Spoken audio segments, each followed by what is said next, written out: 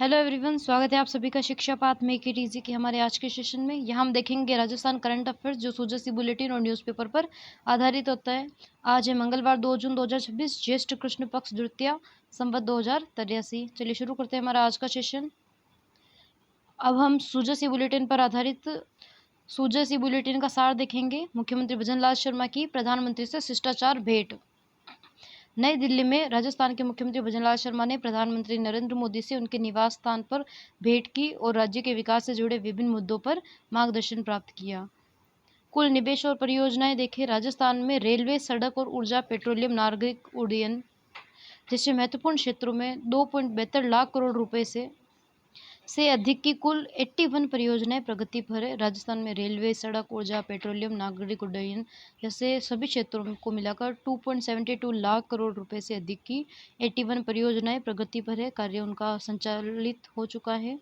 Rajasthan refinery पर आधारित हम हमारा देखेंगे। यह प्रदेश की सबसे महत्वाकांक्षी परियोजनाओं में से एक है, राजस्थान रिफाइनरी, जिसका जल्द ही उद्घाटन किया जाना है। लागत और मंत्रालय पेट्रोलियम एवं प्राकृतिक गैस मंत्रालय के तहत इसका संचालन किया जाएगा। इस रिफाइनरी परियोजना की लागत 79,459 करोड़ रुपए 72,459 करोड़ रुपए है। इस रिफाइनरी की लागत पंचपदरा में बनी इस रिफाइनरी में न केवल राजस्थान बल्कि पूरे उत्तर पश्चिमी भारत पेट्रोलियम उत्पादों की आपूर्ति में क्रांतिकारी बदलाव आएगा। रोजगार के नए अवसर पैदा होंगे। पेट्राकेमिकल टर्मिनल, इसके साथ ही एचपीसीएल द्वारा 461 करोड़ रुपए की लागत से 461 करोड़ रुपए की लागत से पेट्रोकेमिकल निकासी विपणन टर्मिनल परियोजना भी प्रगति पर है, जिसे दिसंबर 2026 तक पूरा किया जाएगा। पेट्रोकेमिकल टर्मिनल को दिसंबर 2026 तक पूरा करने का लक्ष्य निर्धारित किया गया है। रेलवे इंफ्रास्ट्रक्चर, पटरी पर रफ्तार पकड़ रहा है विकास। रेलवे में बड़े स्तर पर काम चल रहा है, जिससे कनेक्टिविटी और धार्मिक पर्यटन को बढ़ावा मिलेगा। उत्तर पश्चिमी रेलवे की परियोजनाएं देखें तो राज्य में 1,64,998 करोड़ रुपए की लागत से 23 परियोजनाएं चल रही हैं। इनमें से लगभग 1,55,524 करोड़ रुपए की लागत वाली 10 परियोजना बहुराज्यीय मल्टी स्टेट परियोजनाएं भी इनमें शामिल है। Western dedicated freight corridor Gujarat, Haryana, Maharashtra, Rajasthan, Uttar Pradesh से गुजरने वाले वेस्टर्न डेडिकेटेड फ्रंट कॉरिडोर का भी कार्य पूर्ण होने जा रहा है, जिसमें गुजरात, हरियाणा, महाराष्ट्र, राजस्थान, उत्तर प्रदेश से गुजरेगा।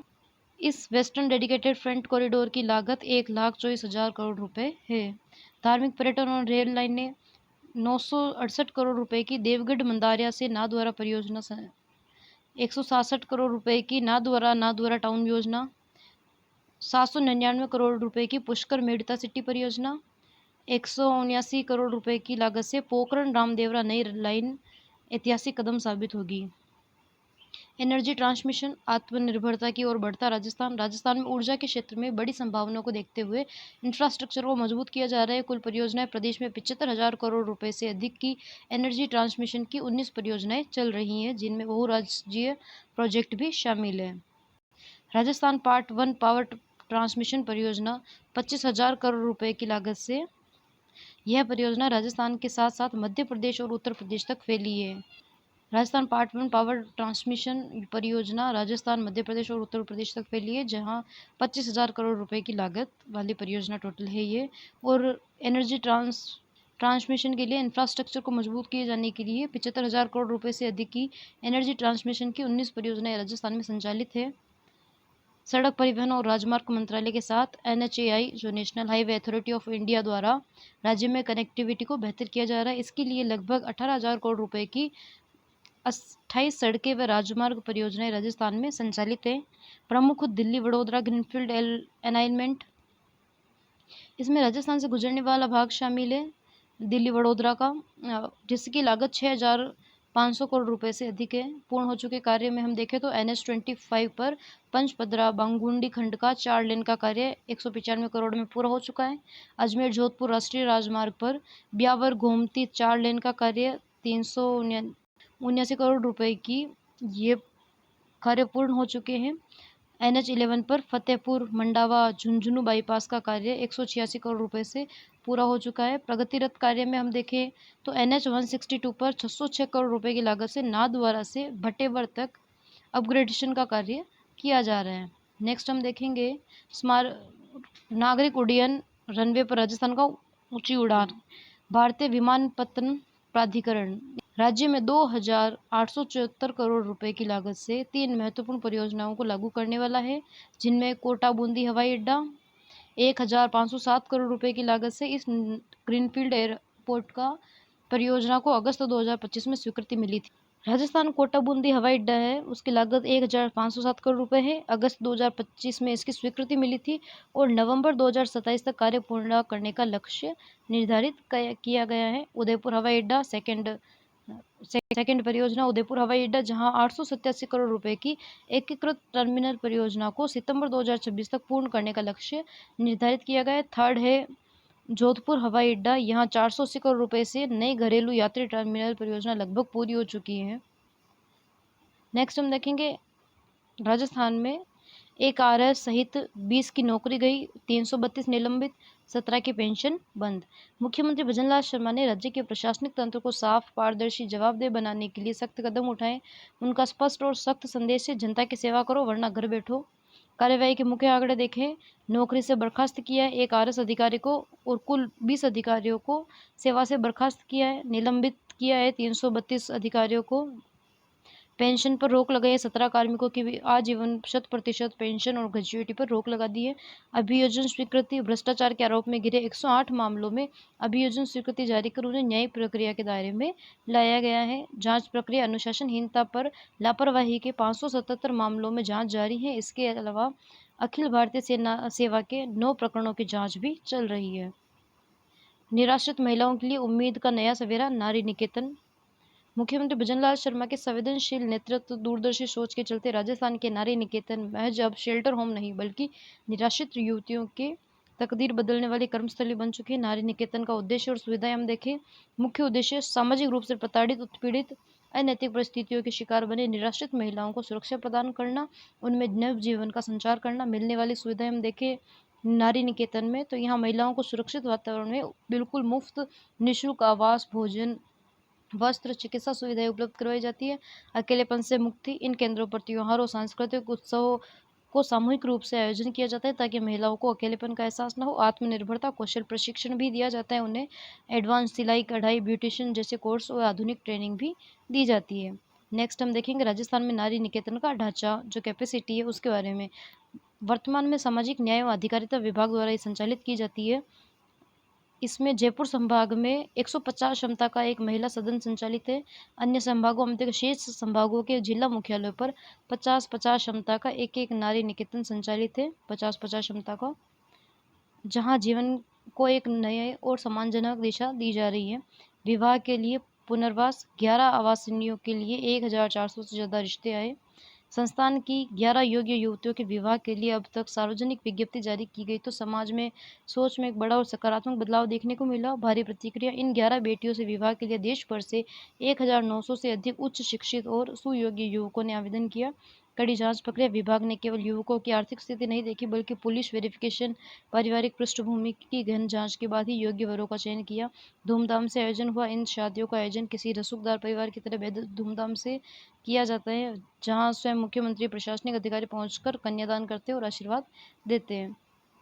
महिलाओं के कल्याण पर बढ़ता सरकारी बजट, आंकड़े हम देखें तो सामाजिक न्याय और अधिकारिता मंत्री डॉक्टर अविनाश गहलोत के अनुसार राज्य की निराश्रित महिलाओं के पुनर्वास पर गंभीरता से खर्च कर रही है। कुल खर्च देखें तो महिला सदन एवं नारी निकेतनों में निवासरत 1,006 महिलाओं की टोटल, महिला सदन और नारी निकेतनों में 1,006 महिलाएं हैं। उनके पुनर्वास और कल्याण पर पिछले 2.5 वर्षों में 1,613.35 लाख रुपए खर्च किए जा चुके हैं। पुनर्वास के आंकड़े, इन नारी निकेतनों की आवासनियों में से 30 से ज़्यादा महिलाओं को विवाह के माध्यम से पुनर्वसित किया गया और 218 महिलाओं को कौशल विकास प्रशिक्षण भी दिया गया। राजस्थान के माय भारत वॉलंटियर्स हिमाचल प्रदेश के सीमावर्ती गांव में राष्ट्र निर्माण का पाठ पढ़ेंगे। चयन का गौरव, विकसित भारत वाइब्रेंट विलेज प्रोग्राम के तहत राजस्थान के 16,000 से अधिक युवाओं में से 15 प्रतिभाशाली स्वयंसेवकों का चयन किया गया है। मुख्यमंत्री की शुभकामनाएं। मुख्यमंत्री भजनलाल शर्मा ने चयनित स्वयंसेवकों को बधाई देते हुए कहा कि सीमावर्ती क्षेत्रों में सेवा, राष्ट्र निर्माण से जुड़ा यह अनुभव युवाओं में देशभक्ति, नेतृत्व क्षमता और सामाजिक उत्तरदायित्व की भावना को मजबूत करेगा। कार्यक्रम का आयोजन और राष्ट्रीय भागीदारी। संयुक्त तत्वाधान। यह कार्यक्रम भारत सरकार के युवा कार्यक्रम एवं खेल मंत्रालय के तथा गृह मंत्रालय के संयुक्त तत्वाधान में आयोजित किया जा रहा है। भारत सरकार के युवा कार्यक्रम, खेल मंत्रालय तथा गृह मंत्रालय के तीनों मिलकर इस कार्यक्रम का आयोजन कर रहे हैं। देश भर से भागीदारी। इस कार्यक्रम में देश भर से 100 युवाओं का चयन किया जा गया है, जिसमें से राजस्थान के 15 उत्कृष्ट युवा शामिल हैं। ये सभी हिमाचल प्रदेश के सीमावर्ती गांवों में राष्ट्र निर्माण जन जागरूकता गतिविधियों में भाग लेंगे। चयन की प्रक्रिया विकसित भारत वाइब्रेंट विलेज क्विज। युवाओं का चयन एक कड़ी राष्ट्रीय प्रतियोगिता के माध्यम से किया गया। युवा कार्यक्रम एवं खेल मंत्रालय द्वारा माय भारत पोर्टल पर विकसित भारत वाइब्रेंट विलेज क्विज का आयोजन किया गया था। इस राष्ट्रव्यापी क्विज में देश भर के कुल 2.59 लाख युवाओं ने हिस्सा लिया था। इसी कड़ी प्रतियोगिता में राजस्थान के 16,000 से अधिक युवाओं ने बेहतरीन प्रदर्शन किया था, जिनमें से 15 युवाओं को इस ऐतिहासिक कार्यक्रम का हिस्सा बनने का गौरव प्राप्त हुआ। स्वयंसेवकों का यह दौरा मुख्य चरणों में पूरा होगा। जिन्हें देखें तो पहला चरण 2 मुख्य चरणों में होगा। पहले चरण के अंतर्गत 3 से 5 जून आधार शिविर। माय भारत के स्वयंसेवक 3 जून से रिकांग पीओ आधार शिविर में शुरू होने वाले कार्यक्रम का हिस्सा बनेंगे। 5 जून तक चलने वाले इस शिविर में युवाओं को वहां की कठिन भौगोलिक और जलवायु परिस्थितियों के अनुरूप तैयार होने के अनुकूल प्रक्रिया से गुजरना होगा। दूसरा चरण 6 जून से 12 जून तक ग्राम प्रवास चलेगा, जिसमें इसके बाद 6 से 12 जून तक स्वयंसेवक 20 चिन्हित सीमावर्ती गांवों का प्रवास स्टे करेंगे, वहां निवास करेंगे। युवाओं को मिलने वाले अनुभव और सीख। इस यात्रा के दौरान स्वयंसेवकों को कई महत्वपूर्ण अनुभव मिलेंगे, जिनमें आईटीबीपी के साथ समय बिताना, भारत के युवा भारत तिब्बत पुलिस सीमा आईटीबीपी के वीर जवानों के साथ कार्य करेंगे, जिन्हें उन्होंने जवानों के अनुशासन, देश सेवा जज्बे को करीब से महसूस कराने का अवसर मिलेगा। इसके साथ ही सीमावर्ती क्षेत्रों की चुनौतियों को भी समझ सकेंगे, स्थानीय ग्रामीण से संवाद करेंगे। स्वयंसेवक सीमावर्ती गांवों के स्थानीय ग्रामीणों से सीधा संवाद करेंगे, वहां के जनजीवन, संस्कृति, सामाजिक, सांस्कृतिक, विकासात्मक परिस्थितियों को निकटता से समझेंगे। प्रदेश को मिलेगा माय भारत स्वयंसेवकों के अनुभव का लाभ। मुख्यमंत्री जी ने विश्वास जताया कि ये युवा न केवल सीमावर्ती क्षेत्रों में अपनी सक्रिय भूमिका निभाएंगे, बल्कि राजस्थान की समृद्ध लोक संस्कृति, परंपरा व जीवन मूल्यों का भी प्रभावी प्रतिनिधित्व करेंगे। वापसी के बाद भूमिका कार्यक्रम से लौटने के बाद युवा अपने अनुभवों का उपयोग राजस्थान में सामाजिक जागरूकता, युवा सहभागिता और राष्ट्र निर्माण से जुड़ी गतिविधियों को आगे बढ़ाने में करेंगे। डिजिटल हाइब्रिड नेटवर्क और सिंगल लॉगिन व्यवस्था। अब तक हमने हमारे सुजस के आधार पर सार देख लिया है सुजस का। अब हम राजस्थान के जो न्यूज़पेपर है, वहाँ राजस्थान से संबंधित जो भी इम्पोर्टेंट न्यूज़ है उनका एनालिसिस करेंगे। डिजिटल हाइब्रिड नेटवर्क और सिंगल लॉगिन व्यवस्था। केंद्र सरकार लोगों के सरकारी कामों को आसान बनाने के लिए एक नया डिजिटल हाइब्रिड नेटवर्क लाने की तैयारी कर रहा है, जिसमें मुख्य उद्देश्य सिंगल लॉगिन के जरिए रोजमर्रा की जिंदगी और विभिन्न सरकारी विभागों से जुड़े काम ऑनलाइन निपटाए जा सकेंगे। आधार कार्ड की ही होगी आईडी। इस सिस्टम में लॉगिन का एक्सेस आधार कार्ड नंबर होगा, इसी से आईडी बनाया जाएगा, इसी को आईडी बनाया जाएगा।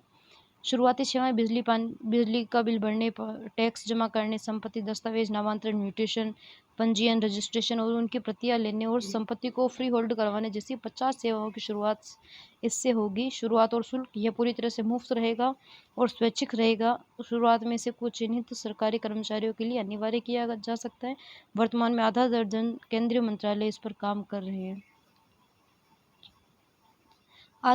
आत्मघाती ड्रोन दिव्यास्त्र MK-1 का सफल परीक्षण। जोधपुर में सैन्य अधिकारियों की मौजूदगी में देश का स्वदेशी रक्षा तकनीक को मजबूत करते हुए आत्मघाती ड्रोन दिव्यास्त्र MK-1 का सफल परीक्षण किया गया। निर्माता व लॉन्चिंग इसे रक्षा कंपनी होवरिट द्वारा विकसित किया गया और इसका परीक्षण SUV पर बने मोबाइल लॉन्चर से किया गया।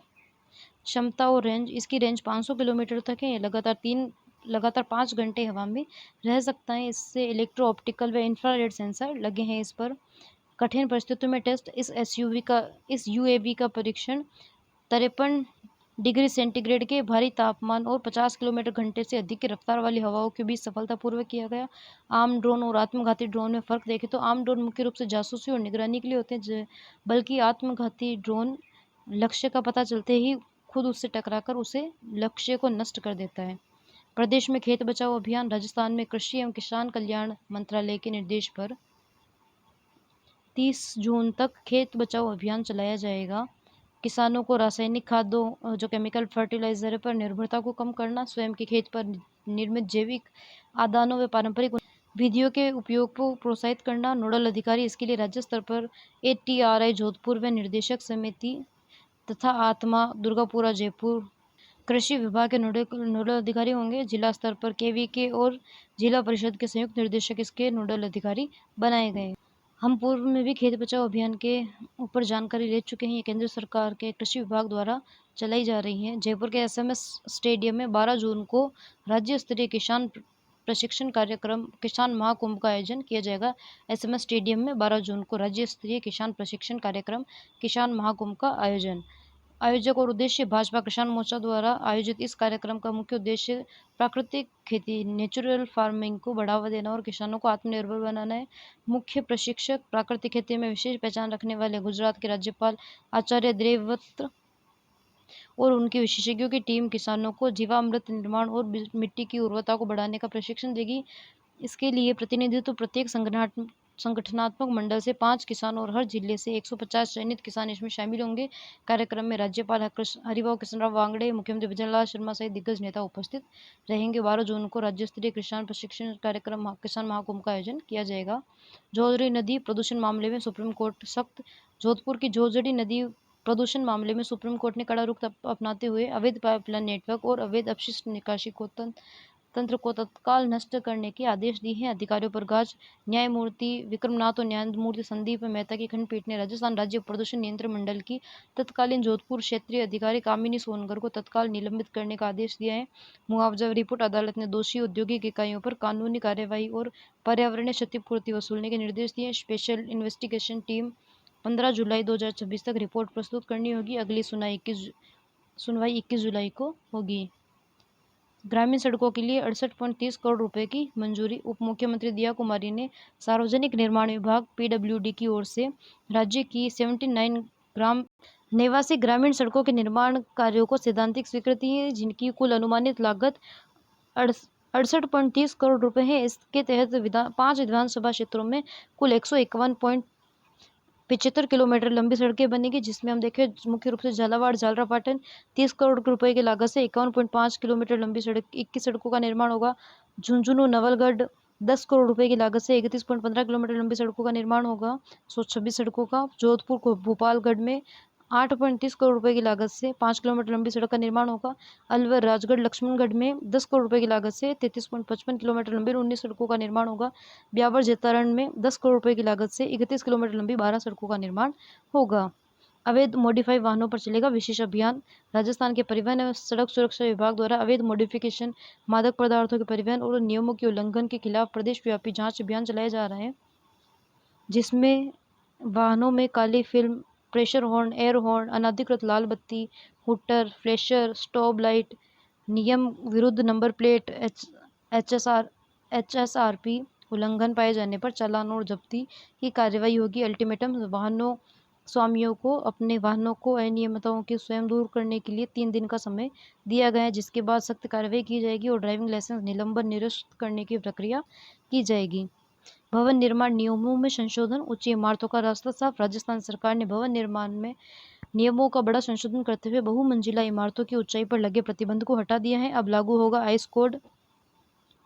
अब नेशनल बिल्डिंग कोड NBC के स्थान पर संशोधित भारतीय मानक संहिता IS कोड को आधार बनाया जाएगा। अब इमारतों की ऊंचाई पर फायर ब्रिगेड और हाइड्रोलिक लेडर प्लेटफॉर्म की पहुंच के आधार पर तय होगी। इसकी कोई फिक्स अधिकतम सीमा नहीं है। प्रस्तावित शहर जयपुर, उदयपुर, जोधपुर, कोटा सहित बड़े शहरों में यह नियम नए निवेश और विकास के रास्ते खोलेगा। इससे हाई राइज आवासीय परियोजनाओं, बड़े व्यावसायिक प्रोजेक्ट और स्मार्ट सिटी को गति मिलेगी। मुख्यमंत्री द्वारा प्रधानमंत्री को पारंपरिक फड़ चित्रकला भेंट।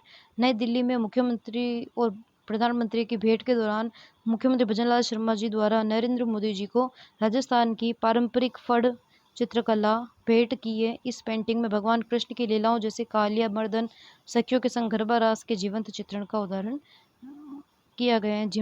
किया गया है। 15 वर्षीय क्रिकेटर वैभव सूर्यवंशी पर IIM Indian institute of management Indore द्वारा स्टडी की जाएगी। IPL के एक सीजन में सर्वाधिक 72 छक्के मारने वाले क्रिस गेल के 59 छक्कों का 14 साल पुराना रिकॉर्ड तोड़ने वाले 15 वर्षीय सिक्सर किंग वैभव सूर्यवंशी को IIM इंदौर के केस स्टडी करने जा रही है। स्टडी का विषय, इस केस स्टडी में शीर्षक होगा वैभव मॉडल। इसमें यह रिसर्च की जाएगी इतनी कम उम्र में उन्होंने ऐसा अद्भुत माइंडसेट, खेल, मनोविज्ञान, दबाव प्रबंधन कैसे हासिल किया जो कॉर्पोरेट जगत के प्रबंधकों के लिए नया मॉडल बनेगा। क्रिकेट कौशल, वर्तमान में राजस्थान रॉयल्स के यह ओपनर महज 0.3 सेकंड के डिसीजन टाइम के साथ बेहतरीन बैट स्पीड और टाइमिंग के लिए भी जाने जाते हैं। राजस्थान रॉयल्स के जुबिन भरूचा और पूर्व कोच विक्रम राठौर भी उनकी तकनीकें कायल है। National family health survey report 2023-24 Rajasthan विशेष डेमोग्राफिक बदलाव। राजस्थान में बुजुर्गों 60 वर्ष से अधिक की आबादी 10.5% से बढ़कर 12.1% हो गई है। 1.6% की बढ़ोतरी हुई है। पहले 10.5% बुजुर्ग थे, अब टोटल जनसंख्या में बुजुर्गों की संख्या 12.1% हो गई है। इसके विपरीत 15 वर्ष से कम आयु के युवाओं की संख्या 28.3% से घटकर 27.7% रह गई है। लैंगिक असमानता और शिक्षा में इंटरनेट साक्षरता में पुरुष अभी भी आगे हैं। शहरी महिलाओं 52.9% में, ग्रामीण महिलाओं में 33.9% की तुलना में 10+ वर्ष की स्कूली शिक्षा प्राप्त करने की संभावना अधिक है। इंटरनेट का प्रसार 2022 से 26 के बीच महिलाओं द्वारा इंटरनेट का उपयोग लगभग दोगुना होकर 36.9% से 66.3% हो गया है। बाल विवाह का अंतर, ग्रामीण क्षेत्रों में बाल विवाह की दर काफ़ी अधिक है।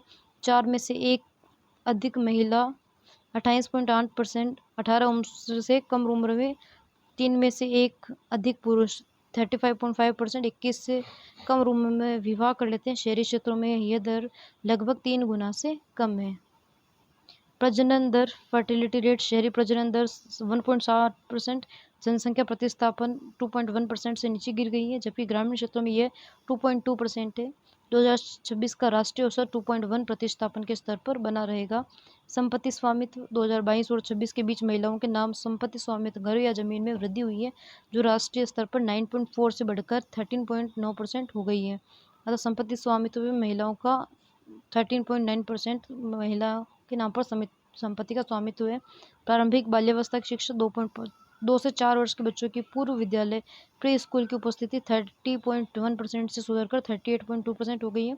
सरकार का लक्ष्य जीवन प्रत्याशा को बढ़ाकर साल 2017 तक 70 वर्ष के लगभग करना है, 69.54 वर्ष करना है।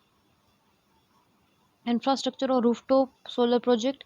इंफ्रास्ट्रक्चर प्रोजेक्ट सांख्यिकी एवं कार्यक्रम कार्यान्वयन मंत्रालय की पैमाना रिपोर्ट के अनुसार राजस्थान में 2.72 लाख करोड़ रुपए से अधिक की लागत के 81 प्रोजेक्ट काम चल रहा है। रिफाइनरी परियोजना पंचपदरा में लगभग 79,459 करोड़ रुपए की लागत से राजस्थान रिफाइनरी का काम अंतिम रूप चरण में है। बाड़मेर में HPCL द्वारा 461 करोड़ रुपए की लागत से पेट्रोकेमिकल निकासी एवं विपणन टर्मिनल प्रोजेक्ट भी प्रगति पर है, जिसे दिसंबर तक पूर्ण करने का लक्ष्य है। रेलवे में निवेश रिपोर्ट के अनुसार रेलवे की 23 परियोजनाओं में 1.65 लाख करोड़ रुपए से अधिक खर्च किए जा चुके हैं, जिनमें वेस्टर्न डेडिकेटेड फ्रंट कॉरिडोर सबसे बड़ा प्रोजेक्ट है। साथ ही नाथद्वारा पुष्कर रामदेवरा से जुड़ी रेल परियोजनाएं प्रगति पर है। रूफटॉप सोलर इंस्टॉलेशन में मई माह में PM सूर्य घर मुफ्त बिजली योजना के तहत प्रदेश में 26,632 रूफटॉप सोलर प्लांट लगाए जा चुके हैं। जोधपुर डिस्कॉम क्षेत्र में 9,316, जोधपुर डिस्कॉम क्षेत्र में 9,204, अजमेर डिस्कॉम क्षेत्र में 8,112। जिलों में जयपुर सबसे आगे रहा है, जहां 5,484 प्लांट लगे। इसके बाद श्री गंगानगर 3,264, हनुमानगढ़ 2,884, सीकर 1,606, झुंझुनू 1,534 का स्थान रहा है। प्रदेश में अब तक कुल 2.17 लाख लोग संयंत्र स्थापित कर चुके हैं, सोलर संयंत्र। राजस्थान विकास मॉडल प्रशासनिक समीक्षा, 6 योजनाओं की सराहना। दिल्ली में मुख्य सचिव CS की मौजूदगी में 36 IAS अधिकारियों और नेताओं ने राजस्थान के विकास मॉडल की सराहना की, जिसमें हम देखें कि किन किन योजनाओं की सराहना की। तो उनमें ग्रामीण विकास चौपाल, ग्राम रथ अभियान, मुख्यमंत्री विकसित ग्राम अभियान, चंदन वन, माय भारत एवं राज उन्नति जैसी पहलों को राष्ट्रीय स्तर पर पहचान मिली है।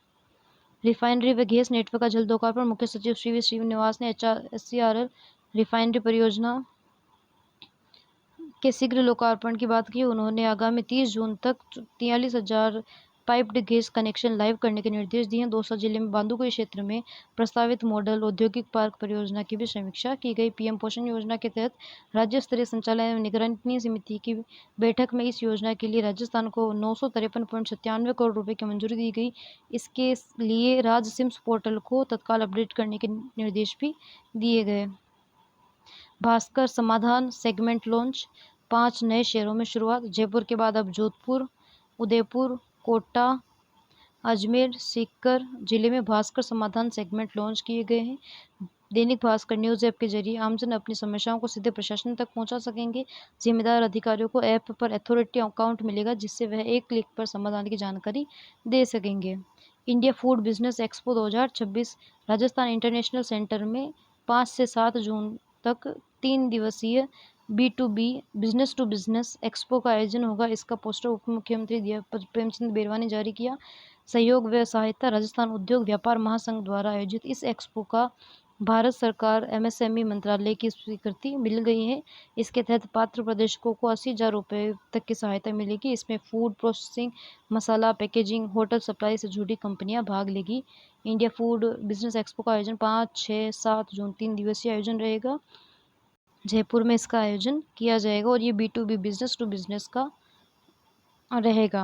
राजस्थान सीनियर तैराकी चैंपियनशिप 2026 75वीं senior state aquatic championship Jaipur के SMS स्टेडियम में इसका आयोजन किया गया। महिला वर्ग के नए रिकॉर्ड, भीलवाड़ा की योग्य सिंह ने महिला 100 मीटर ब्रेक स्ट्रोक में 1 घंटा 8 मिनट 46 मिनट का समय निकालकर नया रिकॉर्ड बनाया है। टोंक की दक्षिणा जोशी ने महिला 200 मीटर में बटरफ्लाई में नया कीर्तिमान स्थापित किया है। धौलपुर की ऋतिका खाटा ने 200 मीटर फ्री स्टाइल में स्वर्ण पदक जीता। जयपुर की आश्विका चौधरी ने 1500 मीटर में फ्री स्टाइल में पहला स्थान प्राप्त किया। आद्या ब्रिजेश ने 500 मीटर ब्रेस्ट स्ट्रोक में खिताब जीता।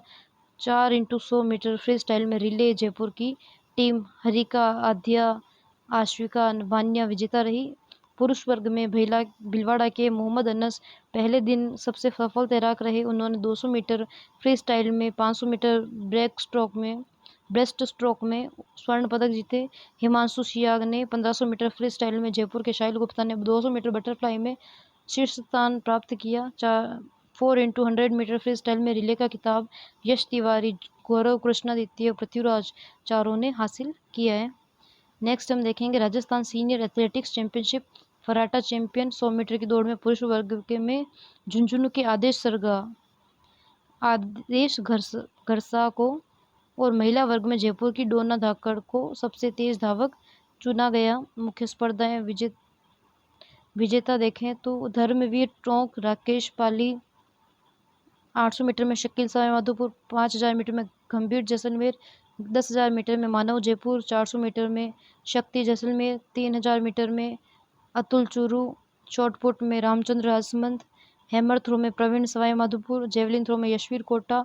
मुख्य स्पर्धाएं विजेता महिला वर्ग में देखें तो 200 मीटर में ऋषिता जयपुर, 400 मीटर 100 मीटर में गीता श्रीगंगानगर जोधपुर, 800 मीटर में कमला जयपुर, 1500 मीटर में रीना भरतपुर, शॉटपुट में डिस्कस थ्रो में कचनार चौधरी जयपुर, शॉटपुट में निकिता कुमारी जयपुर,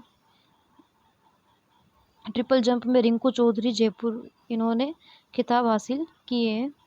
सरोज कुमारी केदार पुरस्कार, सरोज कुमारी को केदारनाथ पुरस्कार। हिंदी पुस्तकालय समिति डीग अपने 100वें स्थापना दिवस पर 27 जुलाई को सम्मान समारोह का आयोजन करेगी। इसमें जयपुर के व्यंग्यकार प्रभात गोस्वामी को सरोज कुमारी केदारनाथ माहेश्वरी हिंदी भाषा व्यंग्य पुरस्कार से सम्मानित किया जाएगा। प्रभात गोस्वामी को सरोज कुमारी केदारनाथ माहेश्वरी हिंदी भाषा व्यंग्य पुरस्कार से 27 जुलाई को हिंदी पुस्तकालय समिति डीग द्वारा 100वें स्थापना दिवस के समारोह पर सम्मानित किया जाएगा। RIC राजस्थान इंटरनेशनल सेंटर में आर्ट कैंप लाइव सृजन। जयपुर के राजस्थान इंटरनेशनल सेंटर में पश्चिम क्षेत्रीय सांस्कृतिक केंद्र उदयपुर के सहयोग से आर्ट कैंप शुरू हुआ है। इसमें देश विदेश के विभिन्न हिस्सों से आए 20 नेशनल अवॉर्डी पद्मश्री आर्टिस्ट हिस्सा लेंगे, जैसे शाकिर अली, परेश दुलारी जी देवी, असम की मुखौटा कला, असम के आर्टिस्ट खोगेन गोस्वामी पारंपरिक धार्मिक मुखौटे बना रहे हैं।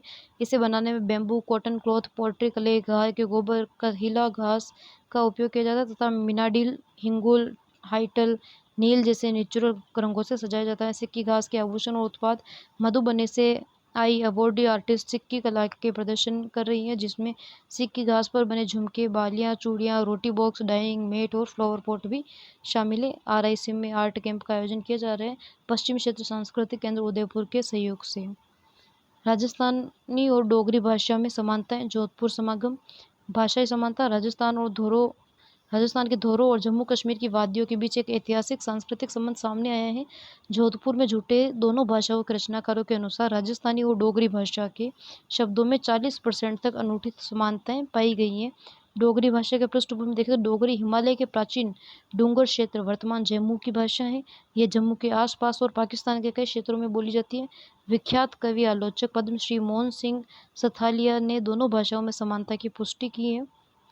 जम्मू नाम का इतिहास। JNVU में राजस्थानी के विभागाध्यक्ष गजय सिंह राजपुरोहित के अनुसार श्री राम के वंशज जाम्बूलोचन ने जम्बूपुरा बसाया था, जो कालांतर में जम्मू कहलाने लगा। समान शब्द और भाषाई विशेषताएं। साफो, पावणा, हाड़ेती, सांझी, जोग, घाघरा, चूड़ी आदि शब्द दोनों भाषाओं में समान रूप से मिलते हैं। रैवण की उपस्थिति। संस्कृत का रैवण सामान्यतः हिंदी में लुप्त होता जा रहा है, परंतु डोगरी और राजस्थानी दोनों में मौजूद रहते हैं, जैसे क्षेत्र का खेत, खत्तर।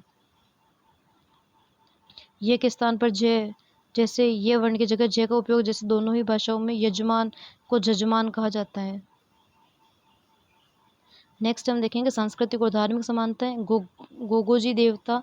राजस्थान के देवता जाहर पीर गोगोजी के प्रति डूंगर क्षेत्र जम्मू में भी अटूट आस्था है। वहाँ आज भी हर घर में गोगोजी की पूजा की जाती है। लोक साहित्य।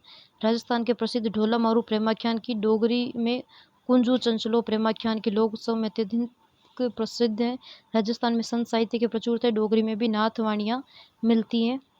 सैन्य रेजिमेंट। भारतीय सेना के डोगरा रेजिमेंट इसी डूंगर क्षेत्र में संबंध रखती है। ठीक उसी तरह राजस्थान की राजपूता भारतीय सेना की डोगरा रेजिमेंट जिस तरह डूंगर क्षेत्र में संबंध रखती हैं, ठीक उसी तरह राजस्थान की राजपूताना रेजिमेंट अपनी बहादुरी, शौर्य और राजस्थानी अस्मिता के लिए विशेष पहचान रखती है। संवैधानिक स्थिति देखें तो भारत सरकार ने 22 दिसंबर 2003 को डोगरी भाषा को संवैधानिक मान्यता दी थी, जबकि राजस्थानी भाषा आज भी अपनी संवैधानिक मान्यता के लिए संघर्ष कर रही है।